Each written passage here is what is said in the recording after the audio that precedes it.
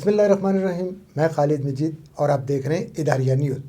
اداریہ news پہ آج ہمارے ساتھ موجود ہیں ایک شاعر اور ایک بہت ہی مشہور نیشنل انٹرنیشنل تنظیم پاک برٹش آرٹس کے اسلام آباد کے علاوہ گلگت بلتستان میں روئے رواں افضل روش صاحب. 2 کتابوں کے مصنف ہیں، خوبصورت شاعر ہیں، خوبصورت انسان ہیں. آج ہم ان سے بات کریں گے. روش صاحب، آپ کا بہت شکریہ کہ آپ نے آئے اور ہمارے اسٹوڈیو میں بھی تشریف لے کے آئے.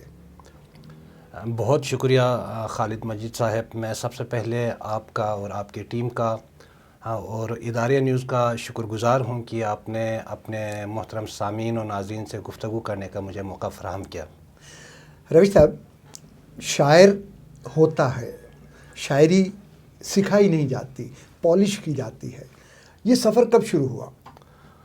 تقریباً سر میں 8 کلاس میں تھا. اس وقت میں نے شاعری کی تھی. اس وقت ابتدائی طور پر تو میں طنز و مزاح میں شاعری کرتا تھا، لیکن بعد میں مجھے اندازہ ہو گیا کہ میں شاعری کر سکتا ہوں. اچھا. پھر اس کے بعد میٹرک سے میں نے باقاعدہ شاعری کا آغاز کیا. اچھا، وہ بے استادہ ہونا کوئی اچھی بات نہیں ہوتی.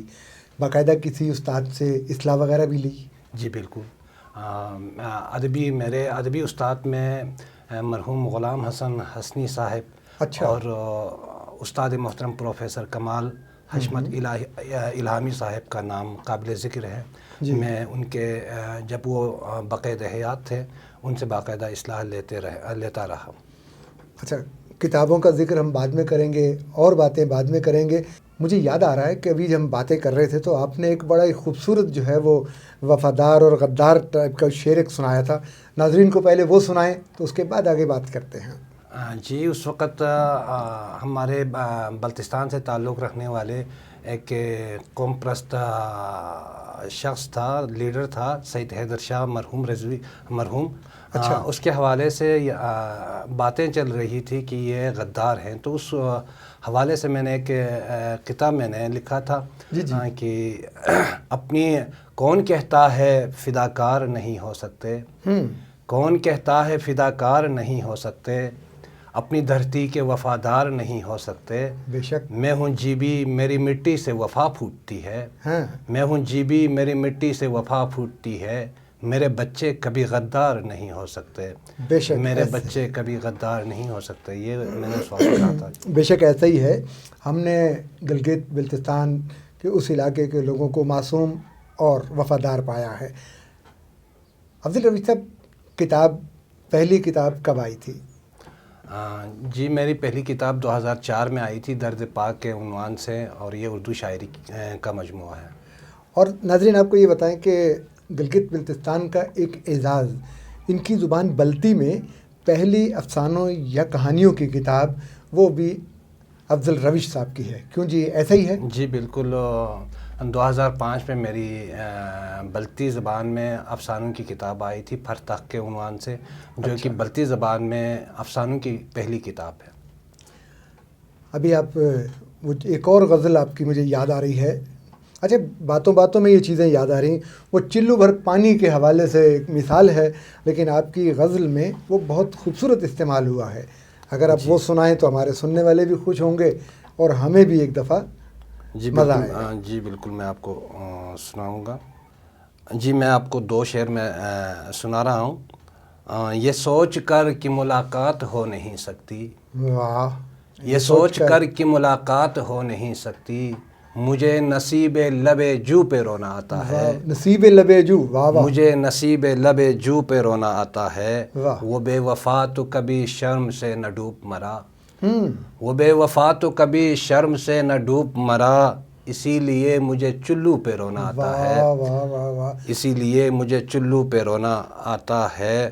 اور مہک اٹھے تیرے پہلو سے خار ہیں اکثر، اے گل بدن تیری خوشبو پہ رونا آتا ہے. واہ واہ. جی. واہ واہ. اچھا، آپ کی جو کتابیں سامنے آئیں تو اگلی کتاب کا سفر کب شروع کریں گے اور کب تک آئیں گی؟ لوگ کیا دیکھیں گے؟ میری اس وقت الحمدللہ میری کتاب پہ کام ہو رہا ہے، کمپوزنگ کے مراحل میں ہے. انشاءاللہ جون تک میری اگلی کتاب انشاءاللہ اردو شاعری کی آ جائے گی. بہت اچھا. جی. وہ شاعری ہے یا افسانہ ہے؟ شاعری کی ہے. شاعری ہی جی ہے. جی. اچھا ابھی چند دن پہلے پتہ چلا کہ آپ کا بہت اچھا ایک پروگرام جو تھا وہ بھی آپ کے اعزاز میں ہوا. جی تو کیا اسی طرح کی محفلیں اسکردو میں بھی آپ لوگ کرتے ہیں؟ بالکل، ہم اسکردو میں باقاعدہ محفل مشاعرہ منعقد ہوتی ہے. اچھا. کچھ تو بڑے پیمانے پہ ہم عوامی سطح پہ پروگرام کرتے ہیں. مہینے میں کم از کم ایک مشاعرہ ہم ضرور کرتے ہیں جو صرف اور صرف شعراء پہ مشتمل ہوتے ہیں. اپنے کوئی اور کلام سنائیے، کیونکہ ہم تو یہاں بیٹھے ہیں. جی. جو ہمارے مضافات سے دوست آتے ہیں، چاہے وہ پنجاب ہو، چاہے وہ کے پی کے ہو، ابھی جو گلگت بلتستان کی طرف سے آپ آئے ہیں، تو ہم چاہتے ہیں کہ دوستوں کو زیادہ سے زیادہ آپ کا کلام جو ہے وہ سنایا جا سکے. چند اشعار غزل سے میں آپ کو سنا رہا ہوں. جی جی. روشن کوئی ذرہ جو ستاروں سے الگ ہے. واہ. روشن کوئی ذرہ جو ستاروں سے الگ ہے. دیکھو یہ نظارہ تو نظاروں سے الگ ہے. اور شعر یہ سماعت فرمائے. اب کیسے کنارے پہ لگے گی میری کشتی. اچھا. اب کیسے کنارے پہ لگے گی میری کشتی. دریا بھی جہاں اپنے کناروں سے الگ ہے. واہ. دریا بھی جہاں اپنے کناروں سے الگ ہے. غنچہ نہ کوئی گل ہے نہ بلبل نہیں تتلی. غنچہ نہ کوئی گل ہے نہ بلبل نہیں تتلی. یہ کیسا چمن ہے جو بہاروں سے الگ ہے. واہ. اور اس تار کو چھیڑا ہے کسی نے سر محفل. اس تار کو چھیڑا ہے کسی نے سر محفل. جو میرے بدن کے سبھی تاروں سے الگ ہے. واہ. اور یہ علم کی پھیلی ہے تجلی تو وہیں سے. یہ علم کی پھیلی ہے تجلی تو وہیں سے. وہ غار ہیرا دوسرے غاروں سے الگ ہے. وہ غار ہیرا دوسرے غاروں سے الگ ہے. کھویا ہوا رہتا ہے خیالوں کے جہاں میں. کھویا ہوا رہتا ہے خیالوں کے جہاں میں. افضل بھی روش لگتا ہے یاروں سے الگ ہے. واہ واہ واہ واہ. اچھا روش صاحب، وہاں پہ بیٹھ کے جب آپ اس طرف ہماری طرف دیکھتے ہوں گے پاکستان کی طرف، تو پڑھنے کا بھی خیال آتا ہوگا. کون سے شاعر کو آپ نے زیادہ پڑھا ہے؟ میں نے سر دور متقدمین کے شعراء کو پڑھا ہے. غالب کو پڑھا ہے، اور ساحر لدھیانوی کو پڑھا ہے. ساغر صدیقی صاحب کو پڑھا ہے، اور احمد فراز صاحب کو پڑھا ہے. اس وقت جو میں پڑھ رہا ہوں وسیع شاہ صاحب کو. اچھا.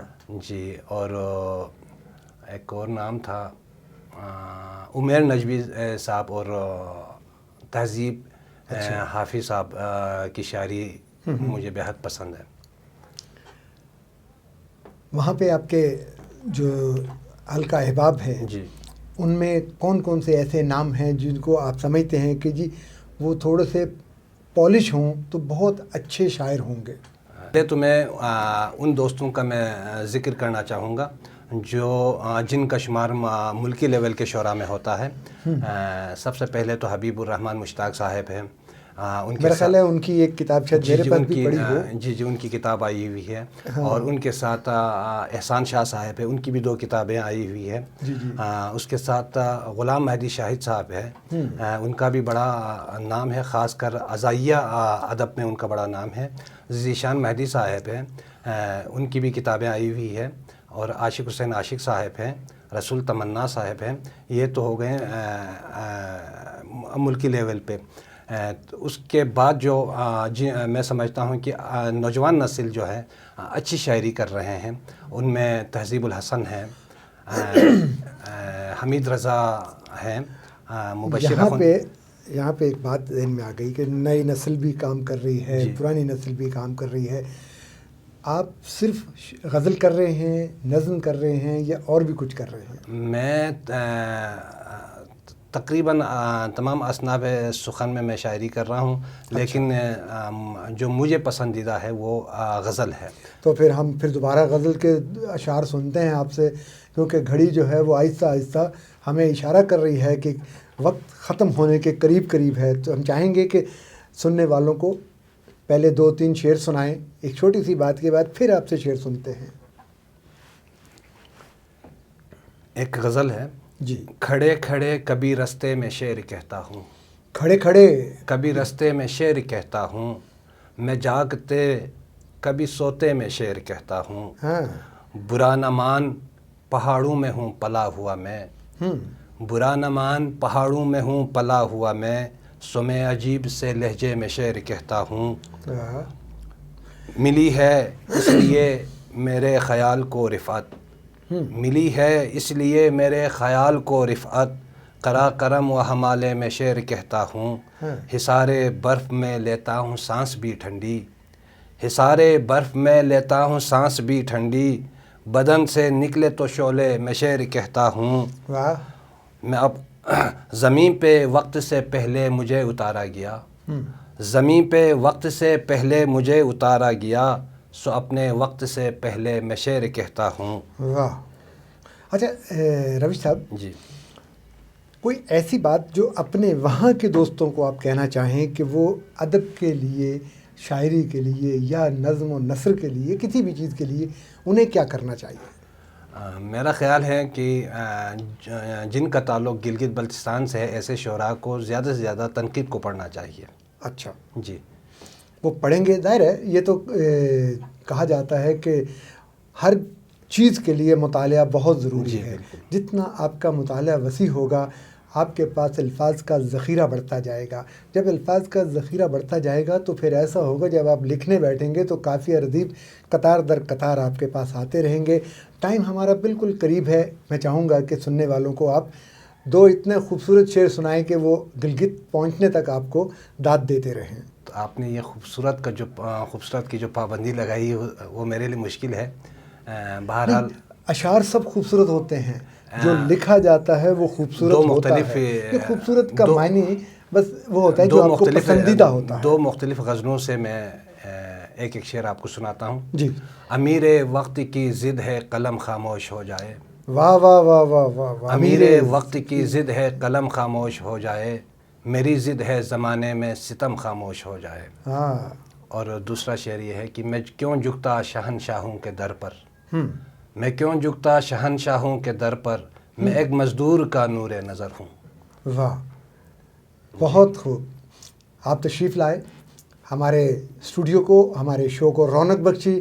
افضل روش صاحب آج ہمارے مہمان تھے۔ ہم ان کے آمد پہ اور ان کے خوبصورت کلام سے آپ بھی اور میں بھی خوش ہوئے۔ اس وقت خالد مجید کو اجازت دیجیے۔ اللہ حافظ۔